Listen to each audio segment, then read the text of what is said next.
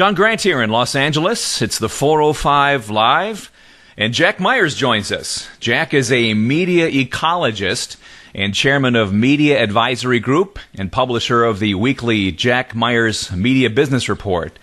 He's an award-winning documentary film producer, author of 4 books, Academy and Emmy nominee for Best Documentary for the feature Hank Aaron, Chasing the Dream. And Jack's new book is called Hooked Up, a new generation's surprising take on sex, politics, and saving the world. Jack, welcome. Thanks, John. It's good to be with you on the 405. Thank you. Hey, sex, politics, and saving the world, in that order? Well, you know, in addition to sex, politics, and saving the world, we cover education, religion, marketing and advertising, media and entertainment. So there's a lot of topics covered in the book, and how this generation of today's college students, I believe, are going to save the world and are in many ways our best hope. So the first question is, why 17 to 21-year-olds? Has cyberbiz given up on us baby boomers? Well, in many ways, I'd say marketers and the cyberbiz have not given up on baby boomers. Certainly, you're a spending a powerhouse, but there are certainly some realities of the millennial generation, the Y generation, that are concerning the me generation, the spoiled and entitled generation. But millennials are usually grouped as those born between 1982 and 2002. And right in the middle of that came the Internet, developed and introduced in 1993. So what I began looking at was what were the differences between those born pre and post Internet. And in my research, I discovered this 5-year window of those born 1991 to 1995 that are a bridge generation. They're the first generation to cross the chasm between the pre and the post Internet age, but they still carry a lot of baggage of the pre-Internet age. And what I discovered is that they're a very unique group of students. They happen to be in college right now. The oldest cohort just graduated from college, and the youngest just graduated from high school. So they're really an interesting group, and they're very different from those born even a couple of years earlier. And they're our first window, our first vision of the post-Internet generations, the Internet natives. I call this group of those born 91 to 95 Internet pioneers, and I also call them the hooked up generation. They're hooked on the Internet, hooked together by the Internet, and they're hooking up in relationships defined and managed by the Internet. And you go through the laundry list of which social media they're using, to what extent, Facebook, Twitter. What's it going to take to get that age group as savvy about baseline budgeting as they are about Tosh.0? Well, it's really interesting.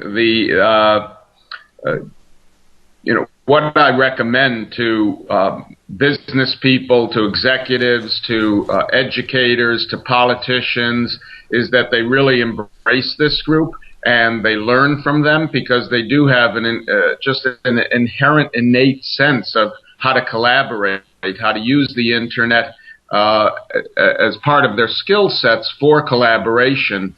Having grown up in a world of chaos, economic disruption, political polarization, technological acceleration, a war on terror, they've lived in a world of chaos, and they've learned to use the Internet as their place for peace, for stability, and they bring those skills to us. But at the same time, to your point, we really do need to teach them how the realities of organizational hierarchy and structure and budgeting and the understanding of business realities, because they will be coming into the business world. They are coming into the business world. They're going to be a very powerful force in all aspects of culture and society, and they are going to be changing those legacy models. But at the same time, we really need to educate them on the realities of how they work, because they've been on the Internet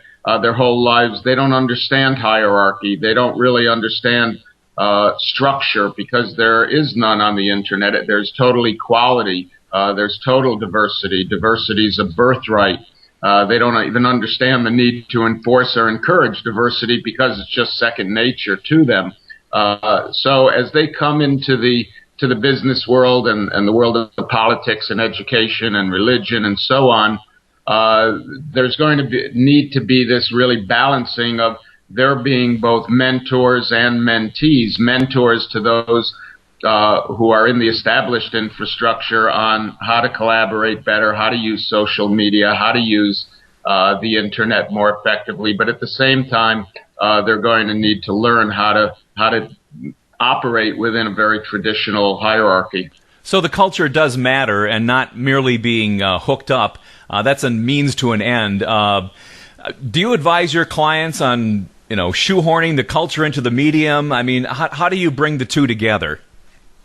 Well, that's a great question. The two are I think it's more important for us to embrace and learn from this generation and understand them, as opposed to trying to get them to adapt to the so-called real world.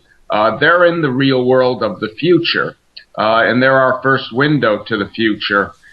So what I advise companies, and whether it's running political campaigns, or whether it's those running large businesses or small businesses, educators, even those ministers, rabbis, priests running religious organizations, they really need to bring them into the organizations, embrace them, and learn from them, and make them a part of the culture, and not try to change them, but rather to adapt their businesses to the future.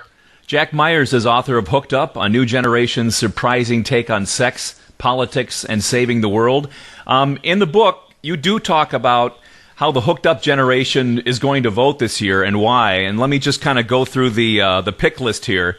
It says that they want smaller government, a strong but controlled military with a non-interventionist agenda, a reduction of the dominance of the military-industrial complex, individual rights including abortion, gay marriage, medical marijuana, limited gun control, and clearly defined economic policies that do not overly advantage the already wealthy. There really aren't candidates or a candidate out there right now that has that under his umbrella. Where do you go from there? Well, I think there are candidates that have that under their umbrella, but more importantly, this is a generation that, because they've grown up with such political polarization their whole lives, that's really all they've known. They're fed up with it. They want no part of it. They're very open to the opinions of others. And if you ask them, and they believe that everyone should be open to listening to the opinions of others, whether they agree or not. If you ask someone who's 17 to 21 a question on a difficult topic, the odds are their first thing out of their mouth is going to be, I don't know, or whatever. But yet then they'll give you their opinion, and it'll typically be a pretty good and a pretty strong opinion. What they have no tolerance for and no patience for are those who won't listen or hear their opinions and be open to them, just as they're open to the opinions of others. So what they're going to reject, I believe, in the upcoming election are those who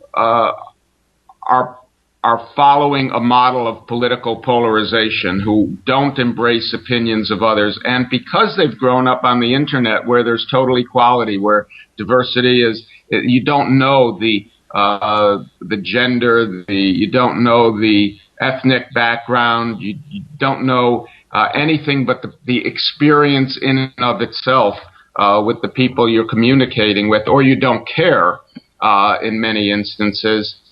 I believe that this is going to be an election where the progressive forces, at least for this generation of 21 million, 90% of whom, by the way, say they're going to vote in this election of those voting age.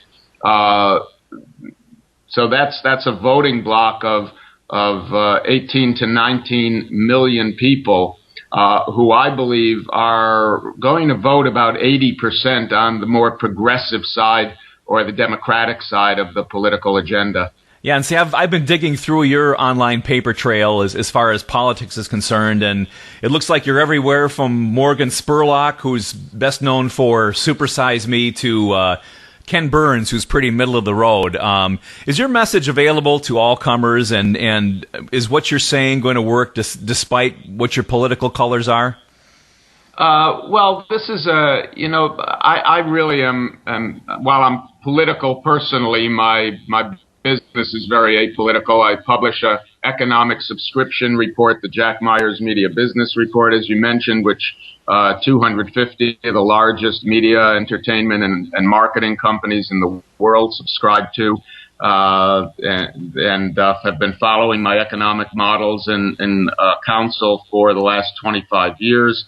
I've advised some of the largest corporations, including many of the largest Wall Street corporations. I publish the Media Wall Street Report, which is a very balanced report and doesn't take political sides. This came out of research on this generation, and what I found, and I went into it without a political bias, and did not even intend to write about politics in the book until I found such a strong rejection of the political polarization and the economic chaos that this group of today's college students have grown up with.